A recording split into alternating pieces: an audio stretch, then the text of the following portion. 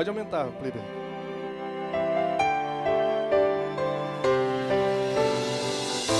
Essa é pra você que pensou que teu sonho acabou, que tá tudo acabado. Ouve a letra desse hino. Você tentou lutar com toda a sua força, mas não foi o bastante para conseguir enfrentar a multidão que vinha contra ti.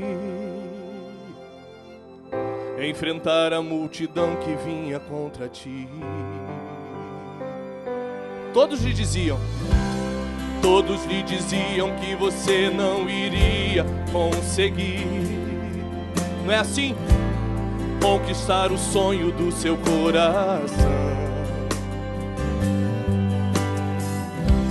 E de repente, sem perceber, realmente você viu seu sonho morrer.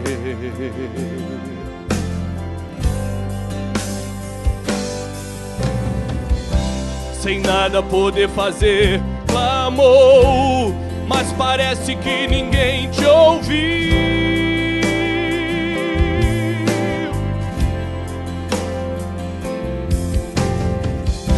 Clamou, mas não teve a quem recorrer. Mas eu conheço alguém que quer e pode mudar o teu viver. Ele é.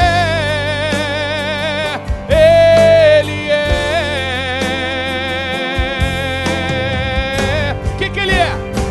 Restaurador de sonhos, restaurador de sonhos, restaurador de sonhos, restaurador de vida, restaurador de sonhos, restaurador de sonhos, restaurador de sonhos, restaurador de vida, restaurador de sonhos, restaurador de sonhos, restaurador de sonhos, restaurador de vida.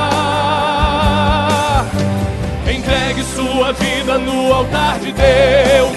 Entregue sua vida no altar de Deus. Entregue sua vida no altar de Deus.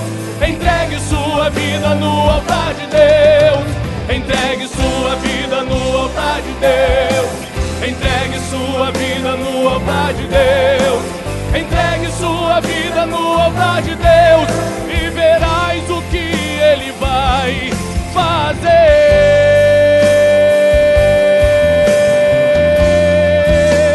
Olha só. Sabe aquele sonho que você sonhou, que o inimigo fez você pensar que acabou? Ele está sendo restaurado pelo meu Senhor. Ele está sendo restaurado pelo meu Senhor. Sabe essa enfermidade que te alcançou, que fez você pensar que sua vida acabou? Você está sendo curado pelo meu Senhor. Você está sendo curado pelo meu Senhor. Pois Ele é o melhor restaurador. Pois Ele é o melhor restaurador. Você está sendo curado pelo meu Senhor. Você está sendo curado pelo meu Senhor. Ele confunde os médicos, a medicina, quando eles dizem que não há mais saída. Ele chega e transforma a morte em vida. Ele chega e transforma a morte em vida. Pois Ele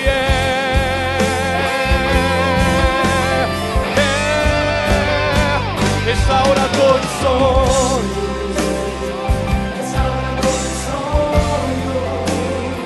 restaurador de sonhos, restaurador de vida, restaurador de sonhos, restaurador de sonhos, restaurador de sonhos,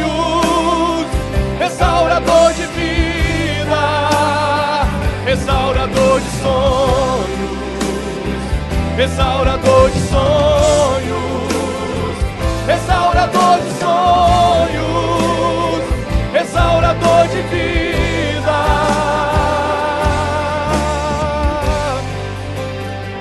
restaurador de sonhos, restaurador de sonhos.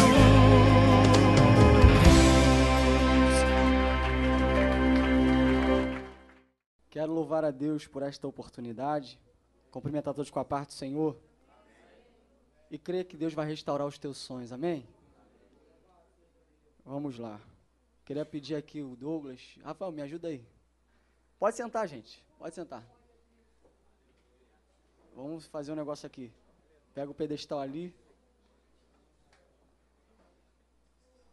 Enquanto nós vamos montando aqui, vamos só louvar uma canção que diz assim: em espírito. Pode ficar aí, Carlos. Em verdade. A igreja, só enquanto a gente monta aqui.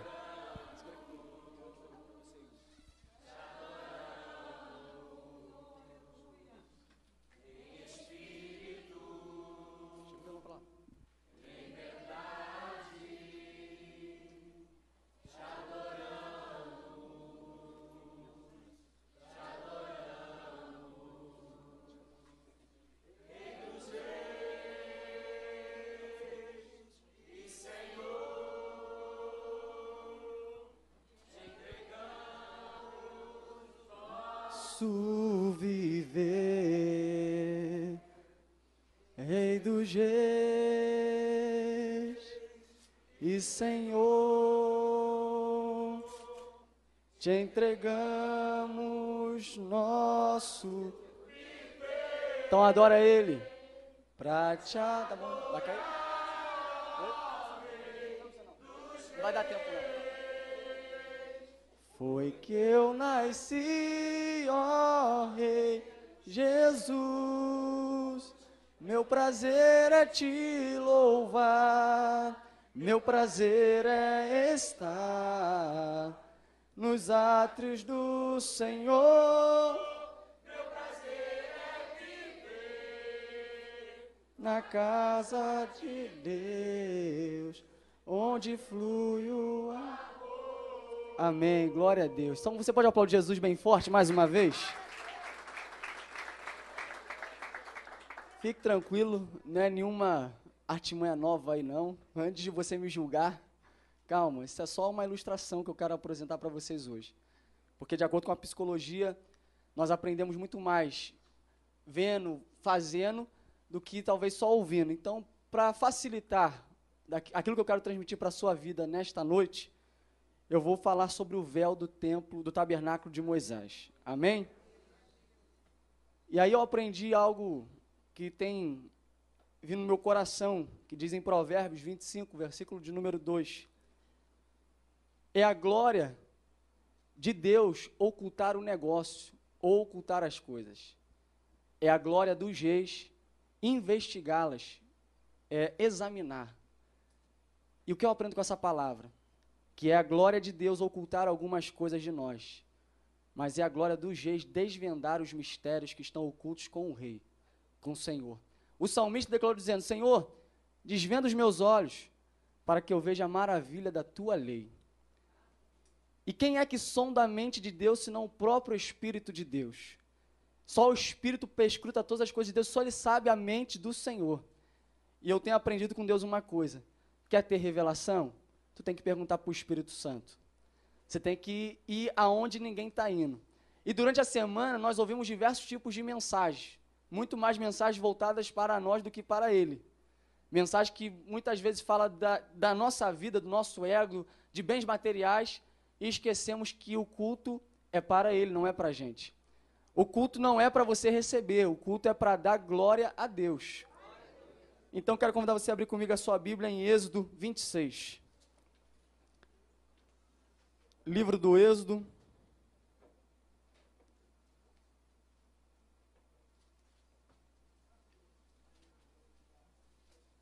capítulo 26. Se você não tem Bíblia, acompanhe com seu irmão.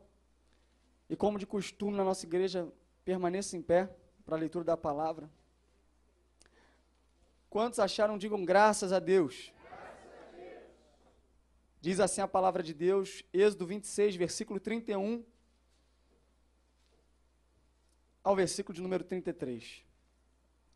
Depois disso farás um véu de pano azul, e púrpura, e carmesim, linho fino torcido, com querubins de obra-prima se fará. E porás sobre 4 colunas de madeira de cetim, ou acácia, cobertas de ouro, sobre 4 bases de prata, seus colchetes serão de ouro. Pendurarás o véu debaixo dos colchetes e meterás a arca do testemunho ali dentro do véu. E este véu vos fará separação entre o santuário e o santíssimo lugar. Pode se assentar dando glória a Deus. Claro que o meu véu comparado ao véu da Bíblia está muito inferior, mas é só para ilustrar. Ao meditar na palavra de Deus, e antes de entrar nesse texto, eu vejo que Deus é um Deus de relacionamento. O nosso Deus é um Deus de relacionamento. Ele quer se relacionar comigo e contigo todo dia. Ele quer saber, quando digo saber no sentido de estar do teu lado todo dia, o que você gosta, como está a sua vida. É como às vezes eu vejo o pai, o Ezequiel com Levi, ou algum pai que tem aqui um filho pequeno. O filho fala, pai, vamos brincar de pique-esconde. E aí o pai, vamos, filho. E o pai vai contar e o filho vai se esconder. Mas o pai sabe onde está a criança, não sabe? Só que para não estragar a brincadeira, ele fala, cadê meu filho? Cadê minha filha? Por quê? Ele quer conhecer, ele quer fazer parte daquele mundo dele ou daquele mundo dela. Assim também eu vejo Deus. Deus conhece tudo das nossas vidas. Mas tem momentos que Deus, para não estragar a brincadeira, no bom sentido da palavra, Ele quer estar perto de você em todos os momentos da tua vida. Ele quer participar da tua vida, te conhecer de uma forma que Ele é Senhor, é soberano, mas Ele quer deixar, eu estou vendo você aqui. Eu estou olhando para a tua vida e estou te vendo. Porque o nosso Deus é um Deus que quer se relacionar comigo e contigo. A Bíblia é um livro de relacionamentos, aonde Gênesis ao Apocalipse, Deus quer se relacionar com a humanidade. E ao meditar na palavra de Deus, eu vejo que nós perdemos um pouco isso do relacionamento. E até a canção aqui do cantor, do evangelista Anderson, ele fez uma canção que deve ser interessante. Hoje nós estamos muito focados nas redes sociais e esquecemos de nos relacionar com as pessoas. Hoje muitas pessoas trocam talvez 5 minutos de oração para ficar diversas horas numa rede social. Cada um conta da sua vida, mas nós estamos invertendo os valores. Hoje o ser humano tem perdido o seu valor diante da sociedade. Às vezes numa mesa de almoço, a gente brincava hoje isso no almoço, todo mundo lá com o seu iPad, computador na mão, a comida lá e todo mundo se conectar nas redes sociais. E o que eu vejo nos nossos dias? Que perdemos os relacionamentos. Perdemos aquela intimidade com Deus. E Deus tem tocado no meu coração para falar do tabernáculo em geral, e hoje eu só quero falar do véu propriamente dito, que nós estamos perdendo esse relacionamento com Deus e não estamos percebendo. A coisa vai entrando de tal forma que a gente não está nem percebendo. E aí Deus falou comigo, Lucas, a igreja hoje não sabe mais o que é adorar. Não sabe o que é mais me servir, não sabe o que é se prostrar. E aí eu meditando um dia na palavra, Deus começou a me entregar algumas coisas no tabernáculo, estudando, pesquisando, como eu sou um estudioso da palavra de Deus, eu falei, Senhor, esse é o caminho que eu quero aprender. Uma coisa que nós não temos, que o israelita tem, e eles nos dão aula nisso, é temor. Nós não temos muito temor diante da casa de Deus. O israelita, ele tem temor diante de Deus. E uma das coisas interessantes que eu vejo no tabernáculo de Moisés, comparado ao tabernáculo de Davi, é a seguinte questão. No tabernáculo de Moisés não tinha instrumento. No de Davi tinha instrumento. No tabernáculo de Moisés não tinha música. No de Davi tinha música. E eu fico pensando, meu Deus, o negócio aí é um mistério para ser desvendado. Porque é a glória de Deus ocultar as coisas. Mas é a glória dos reis investigá-las, descobrir essas coisas. E eu quero nesta noite tentar abrir os seus olhos para algumas verdades espirituais que nós nos esquecemos. E nosso Deus é um Deus tanto de relacionamento que Êxodo 19, a Bíblia vai nos falar que Deus convida o seu povo para se santificar. Deus dá uma ordem a Moisés dizendo, Moisés, prepara o povo, porque prepara o povo hoje e amanhã, santifica eles nestes 2 dias, porque no 3º dia eu vou descer para manifestar a minha glória no meio do meu povo. E Deus dá essa ordem, Moisés, prepara o povo. E Deus começa a dizer, Moisés, eu chamei esse povo para ser o meu povo peculiar. para ser a minha nação santa, um sacerdócio real. Eu chamei vocês como uma propriedade minha para ser separado dentre todas as nações. Então, Moisés, santifica este povo, porque eu vou descer no meio de vocês. Diz que quando Moisés santifica o povo, Deus desce na sua glória, diz que o monte Sinai fumega, pega fogo, e diz que ao amanhecer houve trovões, houve relâmpagos, houve uma nuvem espessa tomou conta do monte. E aí eu fiquei pensando, ao amanhecer houve trovões, houve escuridão, houve relâmpagos. Eu falei, isso é a glória de Deus que se manifesta. Isso é o poder de Deus quando desce e nós ficamos assim, isso não é normal. Isso é o sobrenatural invadindo o campo natural. Isso é a mão de Deus descendo para fazer alguma coisa grandiosa. E diz que quando Deus desce no Monte Sinai, diz que o monte começa a fumegar, pegar fogo ali, a glória de Deus toma conta, diz que Deus dá uma ordem. Agora, Moisés, põe limite, porque ninguém vai se aproximar desse monte. Se aproximar, vai morrer. Deus começa a estabelecer limites para quem quiser se aproximar dele. E aí eu aprendo uma verdade, não é de qualquer maneira que eu vou me aproximar diante de Deus.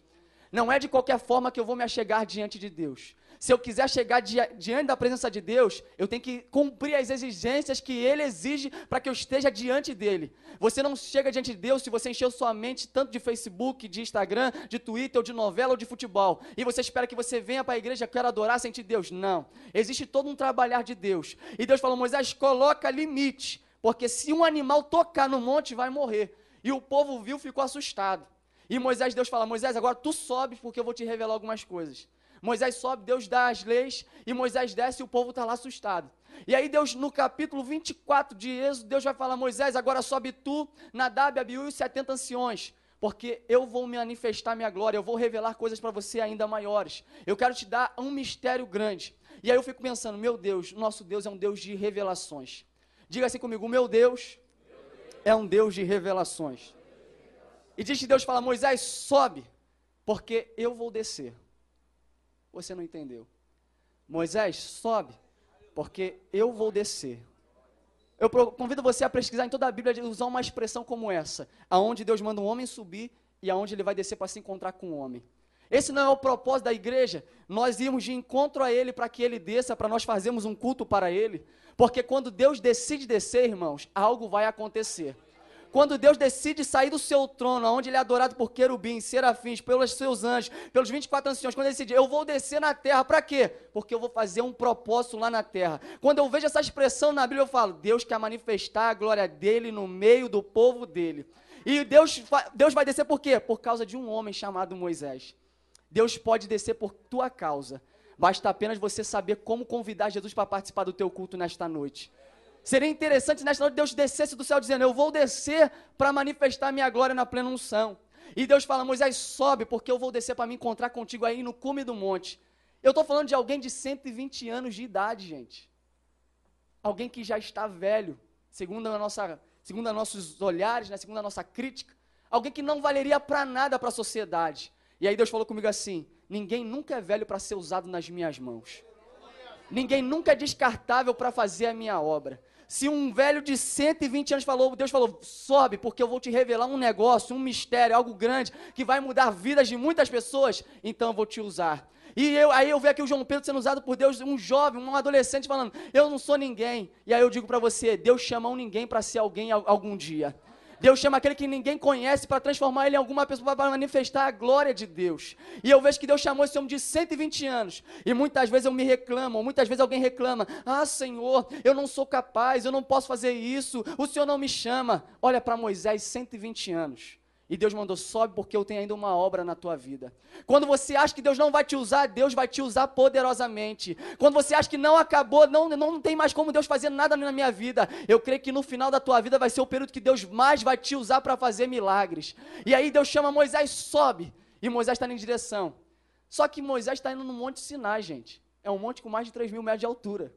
Um velho de 120 anos subindo um monte de mais de 3.000 metros de altura. Pastor Marcos é perito em subir monte. Aquele monte lá tem quantos metros? Tem uns 500 metros, talvez, até menos. Aquele monte? 1.200, tá bom. Pastor Marcos, garotão, 1.200 metros. Eu fui com ele, alguns obreiros aqui, nós fomos naquele monte, cansamos, não é verdade? Demora uma hora, nós demoramos 1 hora para subir. Alguns demoram até mais, 1h20 para subir um monte de 1.200 metros. Agora eu estou falando de um homem de 120 anos para subir 3.000 metros de altura. Por que você sobe no monte? Por que você vai buscar Deus no monte? Porque você quer ter uma resposta de Deus para a tua vida.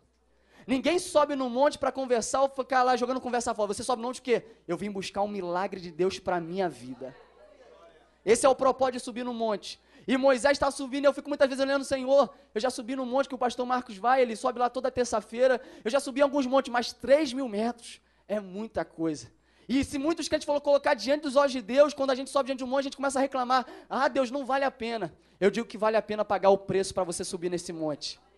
Porque nessa vez, quando nós fomos nesse monte, alguns jovens que estavam comigo neste dia, nós começamos a louvar a Deus, orar, buscar a presença de Deus, nós vimos as brasas pegando fogo naquele monte. Você talvez não vai acreditar, mas eu estava lá, eu vi com os meus olhos, então eu acredito. Eu vi a presença de Deus se manifestando, porque quando um homem decide subir, Deus decidiu descer para se encontrar com ele. Quando o homem decide buscar a Deus, Deus vai descer para se encontrar, para manifestar a glória dele. E é no monte que eu vejo isso acontecer, onde Deus começa a falar, Moisés, sobe, porque eu vou te entregar algo. E eu fico imaginando aquele senhor de idade, aquele velhinho subindo, já cansado, com seus discípulos, com seus seguidores, chegaram em cima do monte, lá no pico do monte.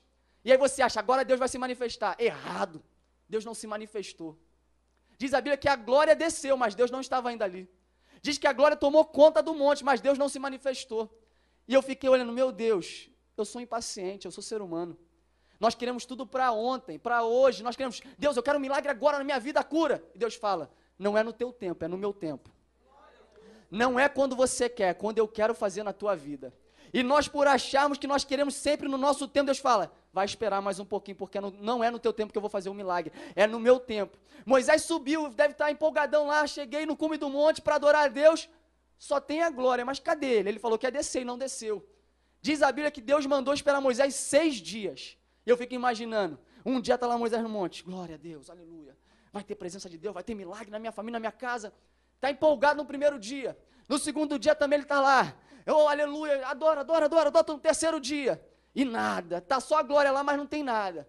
E quarto dia e nada. Nós somos seres humanos, nós sentimos isso no nosso corpo todo dia. Quando nós não vemos o agir de Deus, nós ficamos deprimidos, nós ficamos cansados, nós ficamos talvez desanimados, porque a gente começa a dizer, Deus, o Senhor falou que ia fazer e não fez, o Senhor falou que ia mandar um milagre e não mandou, o Senhor falou que ia abrir a porta e não abriu, e Deus está falando, eu estou apenas trabalhando, calma, espera mais um pouco, porque não é no teu tempo, é no tempo de Deus. É isso que Deus tem falado comigo, Lucas, não é no teu tempo, não é no teu tempo, é no meu tempo que eu vou fazer um milagre na tua vida. Talvez você entrou por aquela porta pensando, hoje é o dia do milagre. Deus fala, calma, ainda não chegou o milagre, mas vai chegar na tua vida, só não pare de adorar o meu nome, é o que Deus diz. Só não pare de engrandecer o nome de Deus. E Moisés está lá, 5, 6, e no sexto dia diz que Deus desce. E essa expressão é linda. Diz que Deus desce um monte, agora começa a pegar fogo, fumegar, e diz que Deus convida Moisés, e aí eu entendo a revelação de Deus. Moisés subiu ao cume do monte, que é um tipo de revelação, mas diz que Deus convida Moisés para entrar dentro da nuvem, e eu falei, meu Deus, aí é um mistério, porque quando eu chego em cima do monte, eu já estou num grau de revelação grande, mas entrar na nuvem é a melhor coisa do mundo. Porque diz que Moisés entrou na nuvem e não morreu, porque diz que o semblante era como de um fogo consumidor diante dele, mas diz que Deus poupou ele e falou, Moisés, entra na nuvem. Para quê, Senhor? Porque eu vou te mostrar mistérios que não estão na compreensão do homem. Eu vou te revelar coisas que ninguém vai entender. E diz que Moisés entrou na nuvem, diz que Deus começou a entregar coisas para eles. Êxodo 24, o último versículo diz que durante 40 dias e 40 noites Moisés permaneceu dentro da nuvem. E o que eu entendo com isso? É que Deus quer te levar para uma dimensão maior na presença dEle. Talvez você está no plano natural, Deus está falando, eu quero te mostrar o plano sobrenatural. Talvez você está no campo do homem, no campo da razão, mas Deus fala, eu quero te tornar uma pessoa espiritual cada vez mais, porque o homem natural não compreende as coisas de Deus, mas o espiritual, ele discerne bem todas as coisas. Ei, meu amado irmão, Deus quer te levar a uma dimensão maior da presença dEle. Nós chegamos na igreja, nós ouvimos palavras de diversas maneiras, mas Deus está dizendo para nós aqui nesta noite, eu quero te levar para uma dimensão maior. Se você acha que você já viu muito da minha presença, é um oceano infinito para me te revelar, para me te mostrar, mas tem que estar disposto a mergulhar neste oceano. É o que Deus fez com Ezequiel. Ezequiel, entra, Ezequiel. Águas que dão pelos artelhos, águas que dão pelos joelhos, águas que dão pelos lombos. Senhor, acabou? Não, agora tu vai nadar, Ezequiel. Por quê? Porque eu vou te levar a uma dimensão maior da minha presença. Eu entendo uma coisa, eu preciso entrar nessa dimensão maior de Jesus. Eu preciso mergulhar no rio de Deus, porque quanto mais eu investigo as coisas de Deus, quanto mais eu me aproximo da palavra de Deus, mais eu tenho a certeza que o Senhor está preparando o melhor para a minha vida. A preocupação vai ter, a luta vai ter, a batalha vai ter, mas a certeza é que Ele está no controle da minha vida e da tua vida. Ele entrou na nuvem, saiu do campo natural para entrar no sobrenatural. E aí entra Êxodo 25. E tudo o que eu vou falar agora, vamos supor que nós não estamos mais na terra. Nós estamos dentro da nuvem de Deus. Nós estamos numa outra dimensão espiritual. Moisés entra na nuvem, capítulo 25 se inicia e Deus fala: Moisés, separa o povo e peça a eles uma oferta alçada, cujo coração seja voluntário. Deus vai te pedir uma oferta voluntária. E o que Deus pede, Deus não pede coisa pequena não, Deus pede coisa de nível alto. Eu quero ouro, eu quero prata, eu quero bronze, eu quero pedras preciosas, eu quero pele de cabra, eu quero pele de carneiro, eu quero pele de animais marinhos, eu quero linho fino. Moisés, eu quero o melhor da terra. E nós reclamamos: Deus, está aqui minha oferta amassada. E Deus fala: eu quero o melhor, porque eu sou o dono do ouro e da prata. Eu sou aquele que te sustenta, eu sou aquele que te dou tudo na tua vida. Deus nunca vai pedir de você algo que você não possa dar. Guarde isso. Deus nunca vai pedir algo de você que você não possa dar.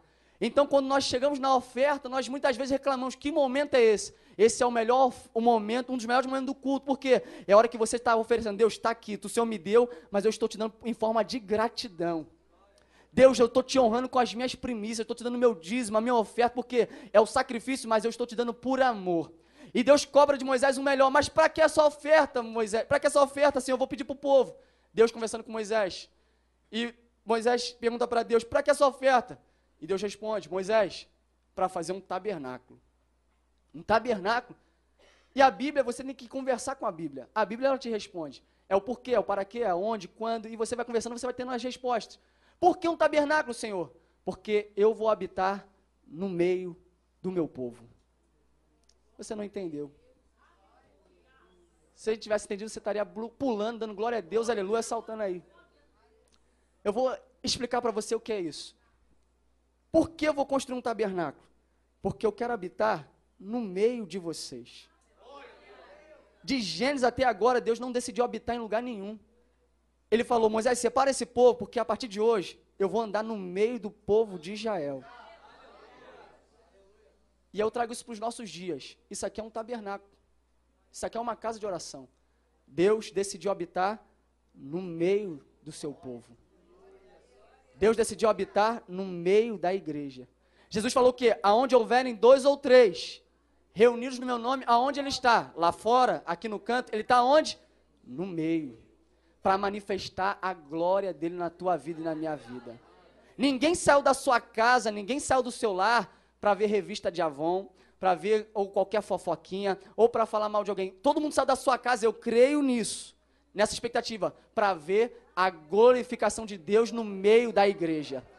Ninguém saiu do seu lar para perder tempo dentro da igreja, porque se saiu para perder tempo aqui, irmão, pode ir embora. Mas eu sei que você saiu da tua casa para glorificar o nome de Deus nesta noite.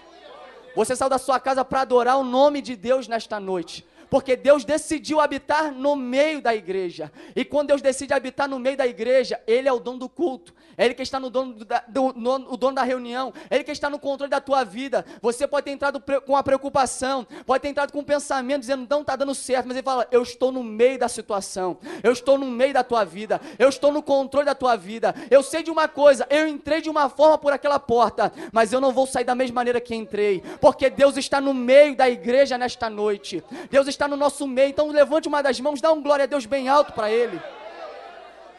Aleluia. Deus está no nosso meio. E Deus tem me incomodado com isso, porque nós perdemos essa sensibilidade. Essa é a palavra, sensibilidade. Nós falamos de igreja todo dia, e eu estou na igreja todo dia. E hoje nós corremos o risco de virar adoradores rotineiros. Estamos só na rotina, na religiosidade. Porque é uma palavra simples, não precisa de muita explicação. Deus está no meio da igreja. Ele decidiu habitar no nosso meio. Só que por nós acharmos que virou tão normal a igreja, que nós confundimos. Deus está no meio? Será que Deus está no meio? Porque quando você passa por aquela porta, será que Deus vai me curar? Deus já não está no meio. Será que Deus vai me libertar? Deus já não está no meio. Porque a dúvida tirou Deus do meio.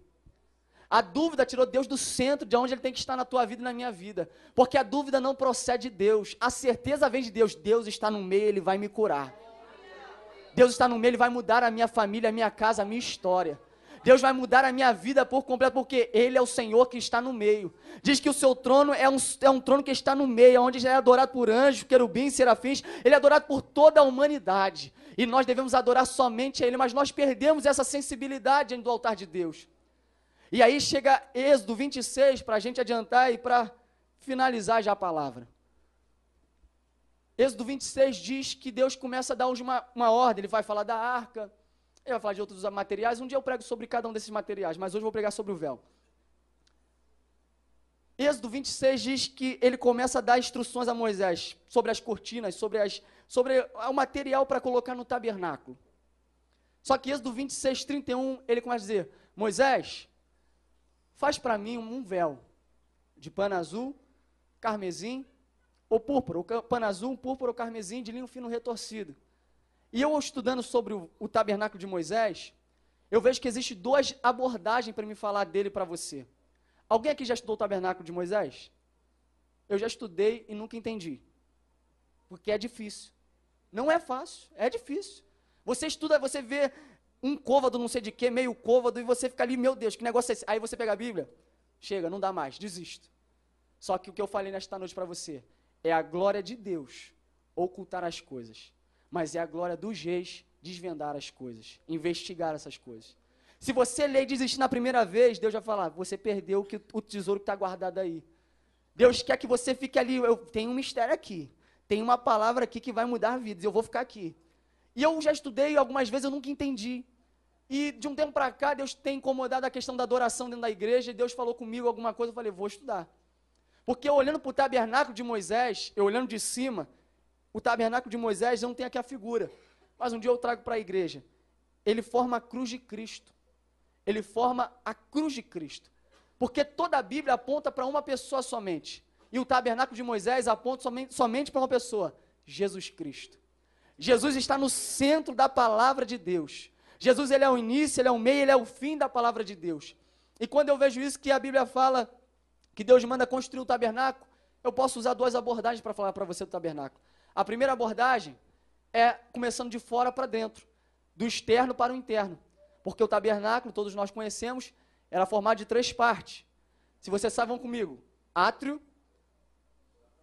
santo lugar e santíssimo lugar. Ou pátio externo, santo lugar ou santo dos santos. As 3 partes que formavam o tabernáculo. E quando eu digo que eu posso abordar, começar por aqui, eu estou revelando um caminho para o altar de Deus, para a glória de Deus. Eu estou revelando alguma coisa, Deus quer me revelar alguma coisa para encontrar com Ele. Esse caminho fala do homem indo em direção a Deus. Esse caminho fala do homem indo até a presença de Deus. Por quê? Diz do tabernáculo que só existia uma porta para chegar à presença de Deus. Só existe uma porta, igreja. Só existe uma porta, guarde isso. Só existe um caminho para Deus, que é Jesus Cristo. Ele diz: eu sou a porta. Eu sou a porta, e quem entrar por essa porta não vai se perder. E para entrar no tabernáculo só existia uma porta. Hoje nós vemos o mundo oferecendo diversos caminhos para a igreja, diversas oportunidades para a igreja, mas Deus fala: eu ainda continuo sendo apenas uma porta. A porta da salvação, a porta do milagre para a tua vida. Porque Ele diz: eu sou o caminho, a verdade e a vida. Ninguém vai ao Pai a não ser por mim. Então, para mim, em direção à presença de Deus, eu tenho que passar pela porta. E a porta é Jesus Cristo. A salvação não é pelas obras, a salvação é por Jesus Cristo, é pela fé no Filho de Deus. Esse caminho fala da fé, é do homem indo em direção a Deus. é do homem indo à presença de Deus. A fé é o quê? É onde eu creio que Deus me libertou, é onde Deus salvou a minha vida, é onde Deus fez o quê? A salvação da fé é o quê? Eu não podia, mas Ele me libertou, Ele me curou, Ele me salvou e me mostrou o caminho para Deus, porque as demais religiões são religiões cegas, que não me mostram caminho, me mostram nada e não revelam nada, mas Jesus, Ele desvendou os meus olhos, Ele abriu os meus olhos e revelou a sua palavra para mim, dizendo, eu sou o caminho para a tua vida. Eu sou o caminho para a tua vida. Entra nesse caminho, não sai desse caminho. Por isso que a porta, ela é estreita. Porque vai passar aquele que estiver ali na presença de Deus. Porque o outro caminho é largo. Muitos vão para a perdição. Mas eu vou ficar no caminho estreito. É nesse caminho que vai me levar para o céu. É nesse caminho que vai me levar à presença de Deus. A porta é estreita, mas é por ali que eu tenho que passar. É o caminho da fé. É do externo para o interno. É de fora para dentro. Mas existe um outro caminho, e eu gosto desse caminho. Por quê? Me permita descer, pastor. Um caminho fala de fora para dentro, o outro caminho fala de dentro para fora. Enquanto o caminho fala do homem indo em direção a Deus, o outro caminho vai falar de Deus indo em direção ao homem. E aí é o caminho da graça. Eu não sou merecedor, mas Ele veio ao meu encontro. Eu não merecia, mas Ele tomou o meu lugar. Não era meu direito, mas Ele foi e me libertou de qualquer condenação. É Deus vindo ao encontro da igreja. É Deus vindo ao teu encontro. Você não merecia nada, mas Ele falou, eu vou fazer isso porque eu te amo demais. E uma das frases que eu ouvi na minha vida, que mudou toda a minha vida, foi que não foram os escravos que prenderam na cruz. Não foram aqueles escravos que prenderam o meu Jesus naquela cruz, mas foi o amor de Deus que prendeu Ele naquela cruz. Não foi aquelas marteladas que mataram o meu Jesus na cruz, mas foi Deus dizendo, está aí a prova do meu amor pela sua vida. Está aí a prova do meu amor, por quanto eu amo vocês, para vocês entenderem o quê? Que eu decidi ir ao encontro de vocês. Então são dois caminhos que eu posso falar. E você pode escolher qualquer dia um desses caminhos para você estudar. Começar de fora para dentro ou de dentro para fora. E aí Deus começa a dar a ordem, Moisés, você vai fazer a arca, você vai fazer a mesa, você vai fazer o candelabro, você vai fazer o altar de incenso e você vai fazer o véu. E é sobre isso aqui que eu quero falar. Falar para encerrar já. O véu. Isso aqui me chamou a atenção. Ele começa dizendo, farás um véu de pano azul, de púrpura, carmesim, linho fino. Olha o detalhe da Bíblia. De linho fino retorcido. Guarde isso. Deus é detalhista naquilo que Ele faz na tua vida. Não é de qualquer maneira que Ele vai fazer na tua vida. O nosso Deus não trabalha com coisas aleatórias. Não, vou fazer de qualquer maneira, não. Tudo que Deus faz na tua vida tem um propósito. Se Ele mandar você pular, dá pula aí que Ele vai fazer um negócio na tua vida. Se Ele mandar você pagar um preço, paga o preço. Se Ele mandar você dar uma oferta, dá a oferta, porque tem um propósito na tua vida. Não questione, apenas obedeça a voz de Deus. Ele diz, é linho fino, retorcido, Moisés. Ele é detalhista naquilo que Ele faz. Por isso que na casa de Deus tem que ter zelo. Tá sujo? Calma aí, eu tenho que limpar, porque o meu Deus é detalhista. Não entra na casa de Deus, coloca chiclete. Perdeu o temor. Entra na casa de Deus, vê revistinha, vê tudo. E cadê o temor de Deus? Deus é detalhista, Ele é fogo consumidor, Ele está te vendo. Eu não estou vendo, mas Jesus está vendo o teu coração.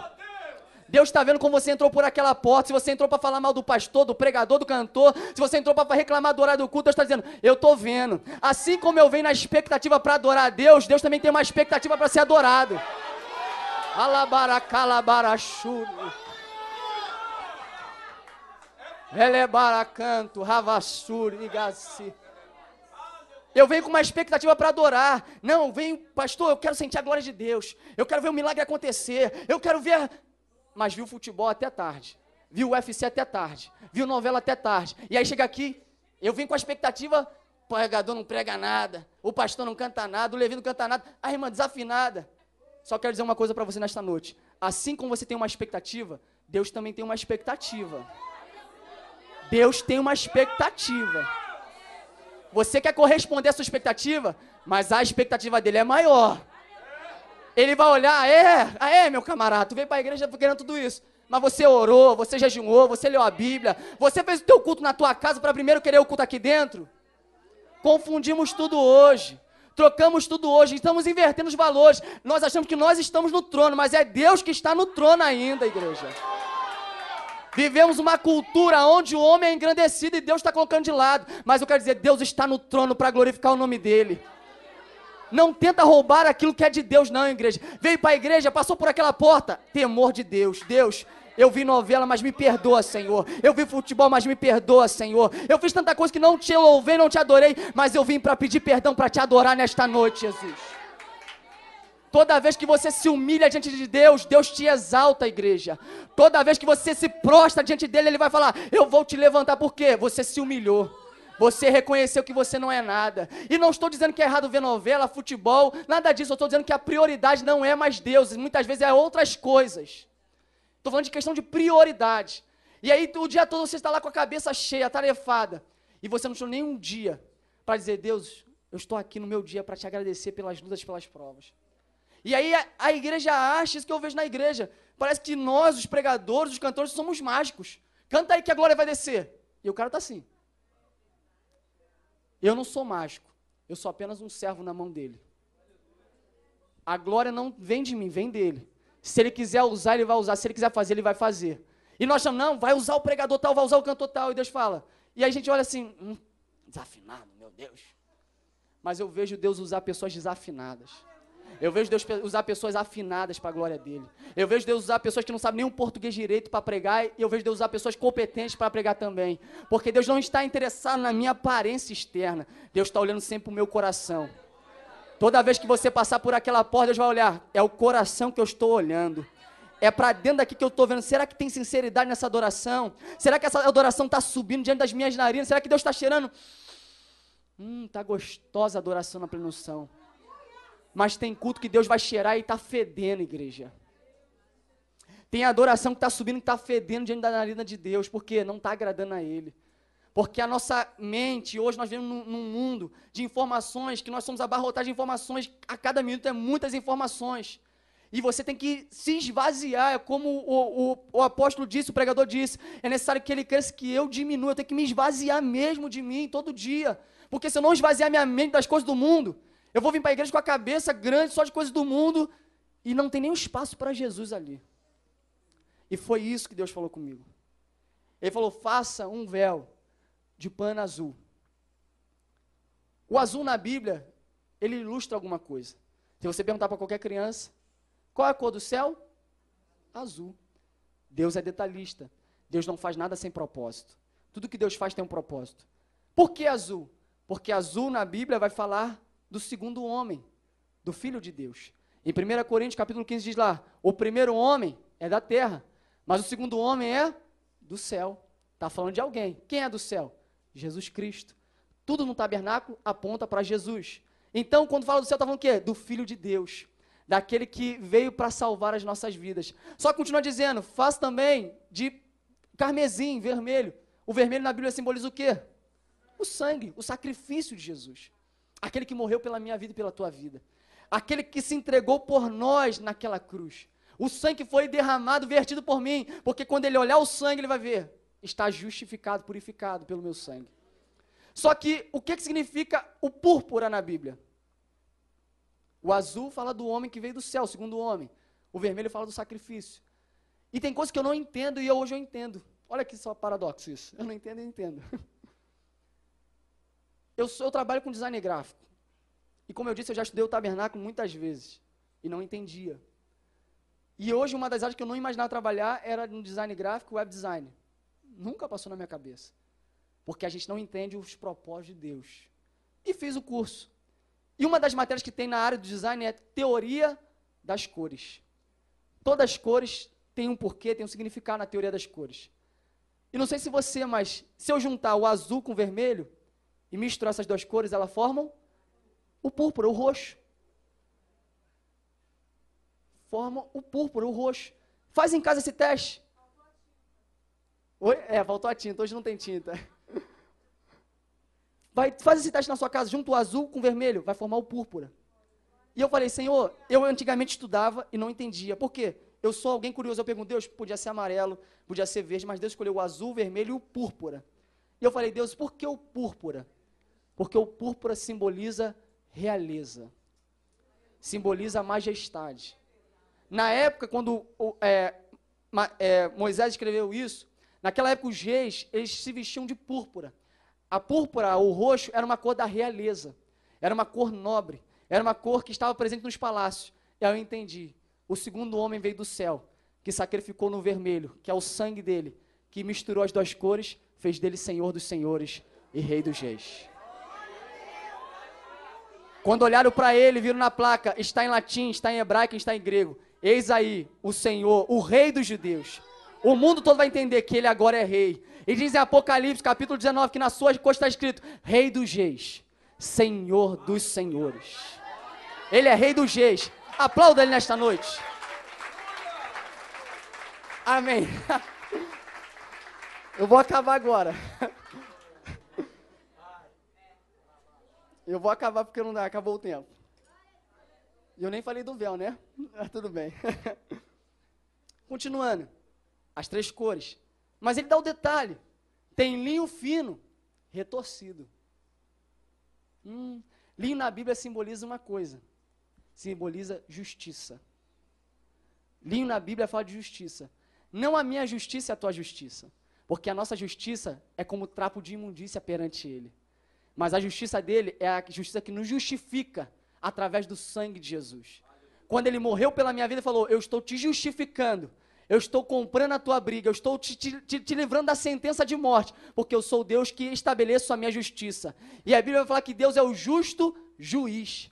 Ele vai executar cada sentença de acordo com a vontade dele. Muitas vezes você vem para a igreja, não, o pastor tem que fazer isso. Ei, ninguém te colocou como juiz. O único juiz que eu sei é Deus. É Ele quem comanda a minha vida, é Ele quem comanda a tua vida.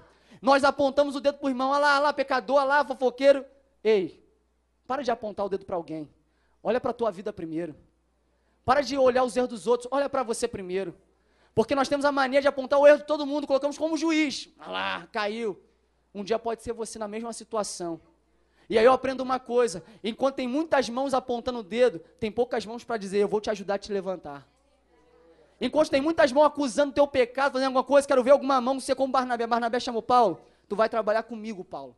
Os apóstolos não querem mais contigo, eu vou te pegar e você vai trabalhar comigo, vamos fazer a obra comigo. Barnabé chamou Paulo para fazer a obra dele. O linho na Bíblia significa justiça. E aí, guarde isso.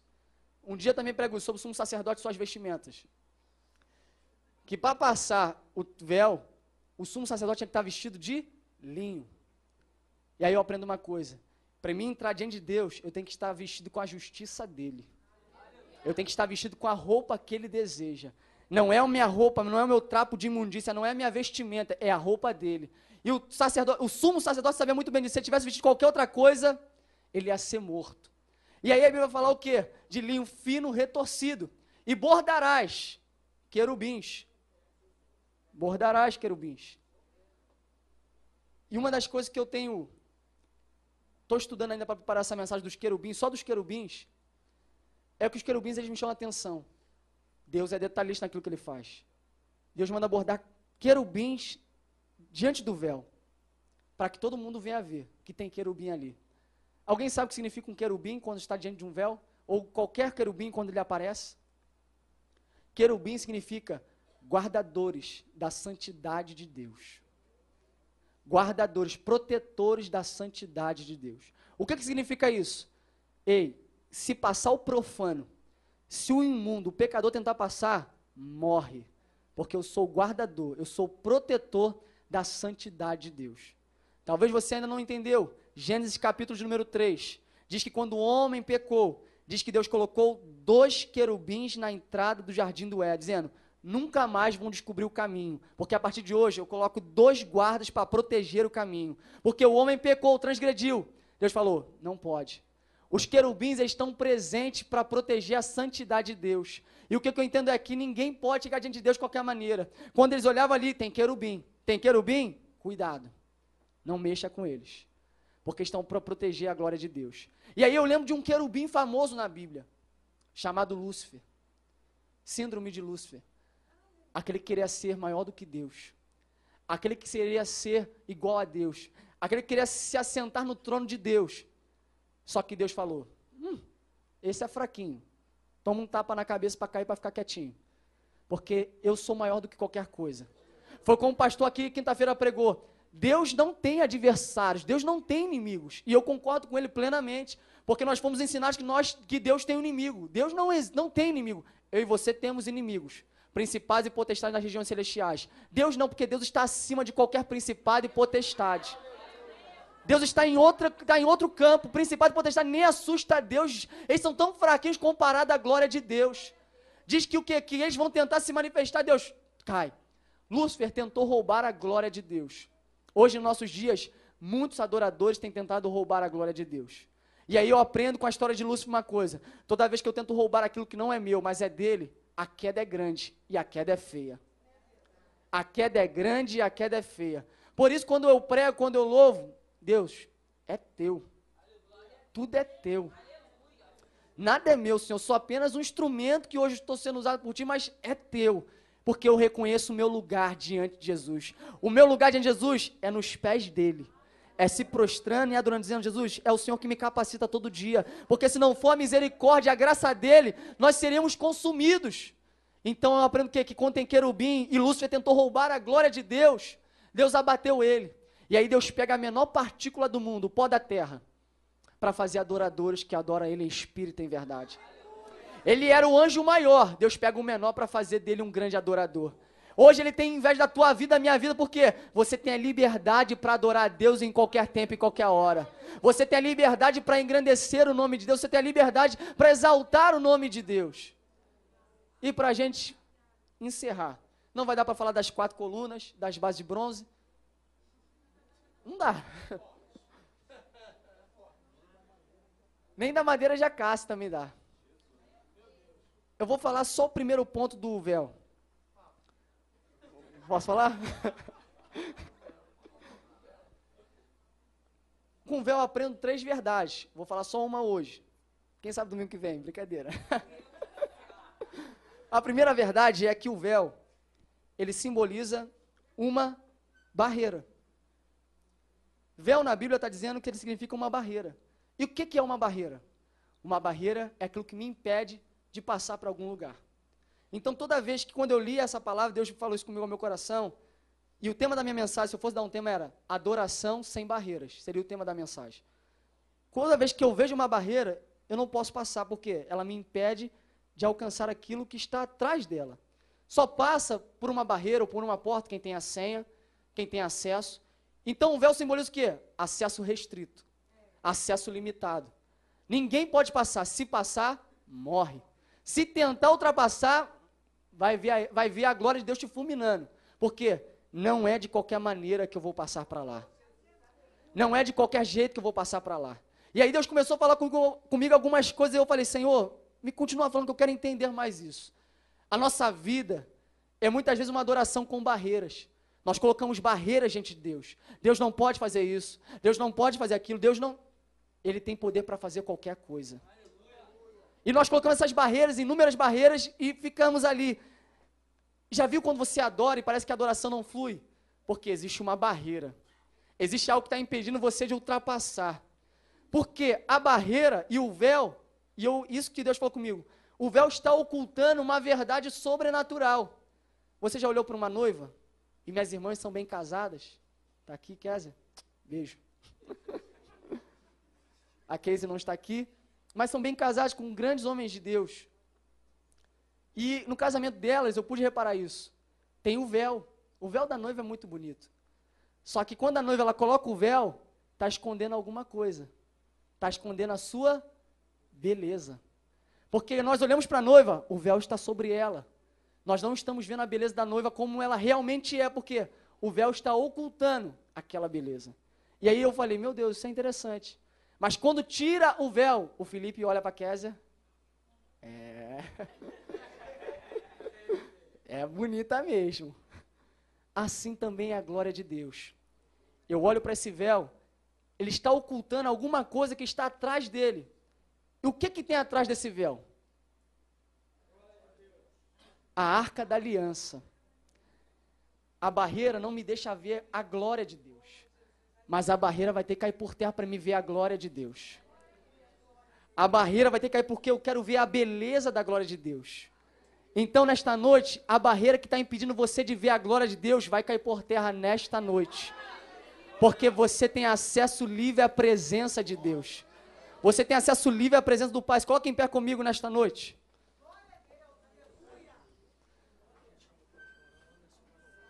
O Anderson vai louvar. Pode tirar, Joana. Obrigado. Vai louvar no CD, no playback? Ao vivo? E eu quero te convidar aqui nesta noite. Eu creio que eu não preguei para paredes. Eu creio que eu preguei para pessoas nesta noite. Aonde a sua adoração não está ultrapassando. Você não está conseguindo ver a glória de Deus.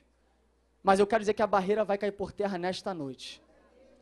Porque uma coisa que eu aprendi com a adoração, que quando eu adoro, a barreira cai por terra. Quando você adora, as barreiras têm que cair por terra. As muralhas, quando o povo começou a marchar diante das muralhas de Jericó, vamos marchar, dá 7 voltas, é o propósito, não é uma, é 7, dá 7 voltas, começa a marchar, no 7º dia dá o grito de vitória, diz que as barreiras, as muralhas caíram por terra. Assim é na tua vida, quando você começa a ficar calado, as coisas não acontecem, mas quando você começa a adorar a Deus, os milagres acontecem na tua vida, as barreiras caem por terra, talvez é no teu casamento, talvez é na tua vida familiar, talvez é no teu emprego, você está vendo, tem uma barreira, Lucas, mas nesta noite, em nome de Jesus, as barreiras vão cair por terra. Porque quando um adorador está adorando a Deus aqui na terra, as barreiras vão cair por terra neste mundo natural. Porque existem barreiras no mundo espiritual. E você vai adorar e Deus vai fazer, as barreiras vão cair por terra. O Anderson vai louvar. E eu quero te convidar você para estar aqui na frente, para nós orarmos pela tua vida.